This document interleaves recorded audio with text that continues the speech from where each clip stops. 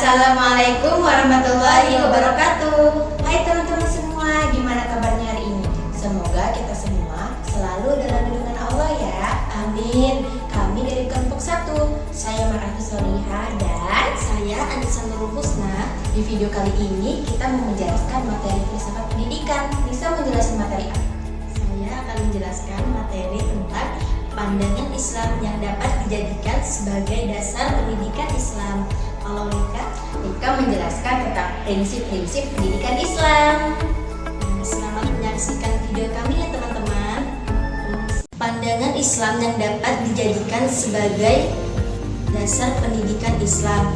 Nah, yang pertama itu pandangan Islam terhadap jagat raya.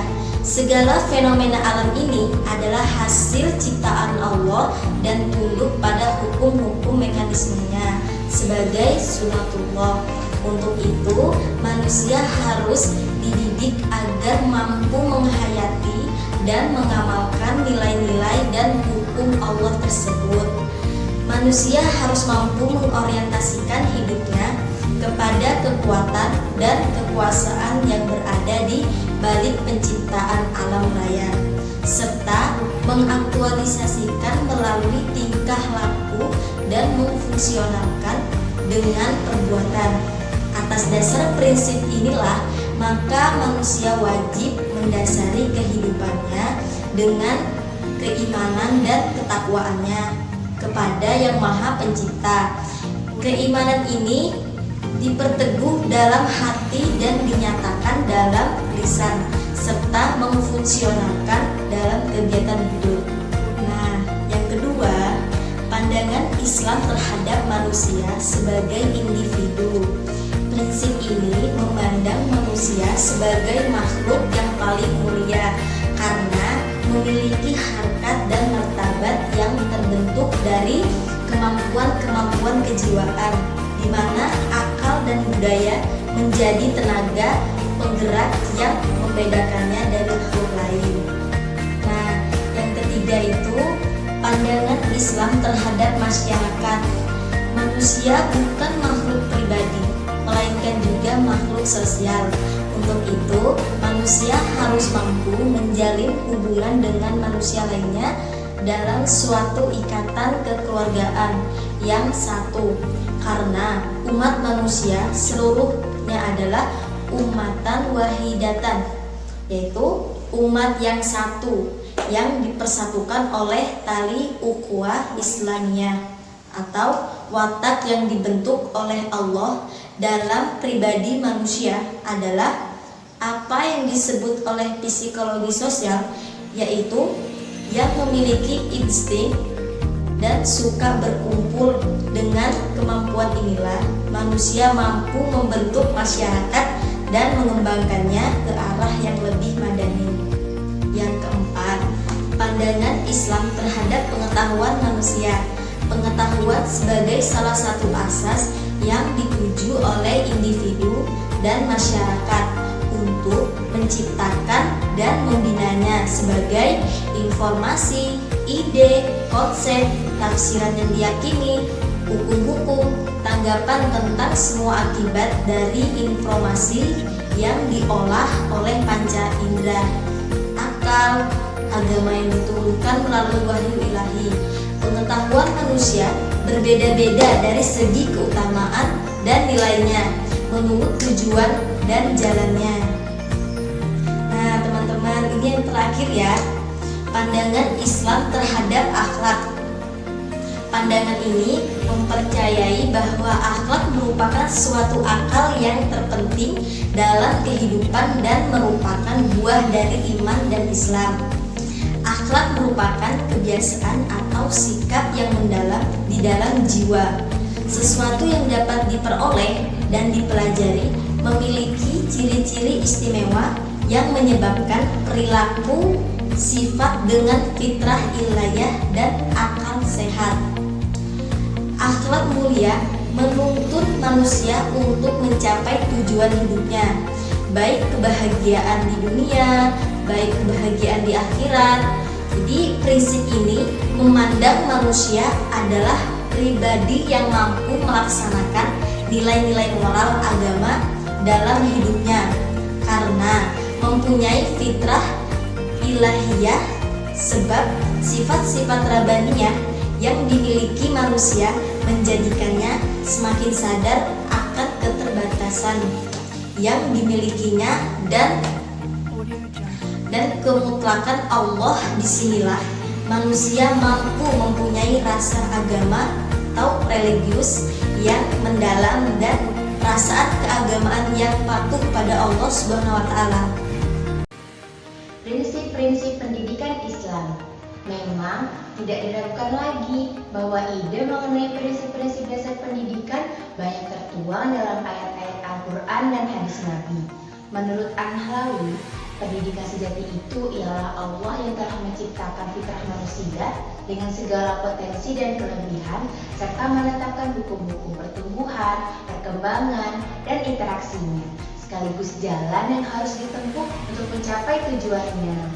Nah, jadi prinsip-prinsip pendidikan Islam tersebut ada 5, teman-teman. Yang pertama, prinsip integritas. Suatu prinsip yang seharusnya dianut adalah bahwa di dunia ini merupakan jembatan menuju kampung akhirat. Perilaku yang terdidik dan nikmat Tuhan apapun yang didapat dalam kehidupan harus diabdikan untuk mencapai kelayakan-kelayakan, terutama dengan mematuhi keinginan Tuhan. Allah Subhanahu wa taala berfirman dalam Quran surah Al-Qasas ayat 77 yang berbunyi Bismillahirrahmanirrahim. Wabtaghi fima ataqallahu ad-daral akhirata wa la tansa nasibaka minad dunya, yang artinya, dan carilah pada apa yang telah dianugerahkan Allah kepadamu atau kebahagiaan kampung akhirat, dan janganlah kamu merupakan kebahagiaanmu dari kenikmatan duniawi. Ayat ini menunjukkan kepada prinsip integritas di mana diri dan segala yang ada padanya dikembangkan pada satu arah, yakni kebajikan dalam rangka pengabdian kepada Tuhan. Yang kedua, prinsip keseimbangan. Keseimbangan di sini itu maksudnya seimbang antara material dan spiritual, antara unsur jasmani dan rohani. Pada banyak ayat Al-Quran, Allah menyebutkan iman dan amal secara bersamaan. Tidak kurang dari 67 ayat yang menyebutkan iman dan amal secara bersamaan. Secara implisit menggambarkan kesatuan yang tidak dapat terpisahkan. Salah satu di antaranya itu ada dalam Quran surah Al-Asr ayat 1-3 yang berbunyi Bismillahirrahmanirrahim. Wal 'asr innal insana lafi khusr illal ladzina amanu wa 'amilus solihati wa tawassaw bil haqqi wa tawassaw bis sabr, yang artinya demi masa sesungguhnya manusia dalam kerugian kecuali mereka yang beriman dan beramal soleh. Selanjutnya yang ketiga, prinsip persamaan. Prinsip ini berakar dari konsep dasar tentang manusia yang mempunyai kesatuan yang tidak membedakan derajat, baik antara jenis kelamin, kedudukan sosial, bangsa, suku, ras, atau warna kulit, sehingga budak sekalipun mendapatkan hak yang sama dalam pendidikan. Nabi Muhammad SAW bersabda, siapapun di antara seorang laki-laki yang memiliki hamba sahaya wanita, lalu dia memperlakukannya dengan baik, mendidiknya dengan baik, dan mengajarkan kepadanya dengan sebaik-baik pengajaran, kemudian membebaskannya dan menikahinya, maka baginya 2 pahala. Hadis riwayat Bukhari.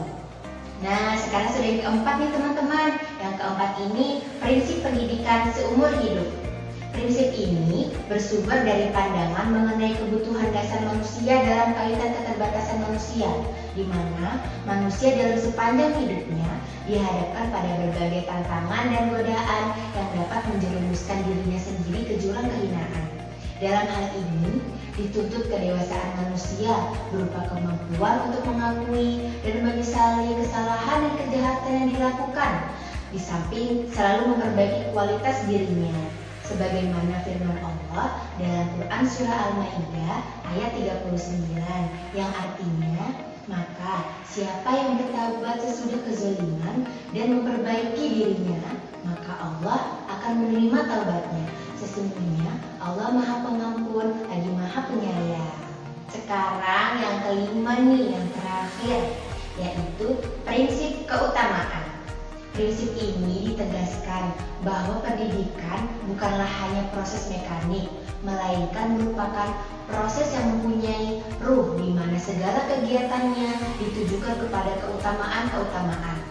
Keutamaan-keutamaan tersebut terdiri dari nilai-nilai moral. Nilai moral yang paling tinggi adalah tauhid, sedangkan nilai moral yang paling buruk dan rendah adalah syirik. Dengan prinsip keutamaan ini, pendidik bukan hanya bertugas menyediakan kondisi belajar bagi peserta didik, tetapi lebih dari itu, turut membentuk kepribadiannya dengan perlakuan dan keteladanan yang ditunjukkan oleh pendidik tersebut. Nabi Shallallahu Alaihi Wasallam bersabda, "Hargailah anak-anakmu dan baikkanlah budi pekertinya." Hadis riwayat Nasa'i. Nah, itu tadi video penjelasan dari kami. Semoga apa yang kita sampaikan bermanfaat ya untuk teman-teman semua. Terima kasih juga sudah menonton video dari kami. Kami akhiri. Assalamualaikum warahmatullahi wabarakatuh.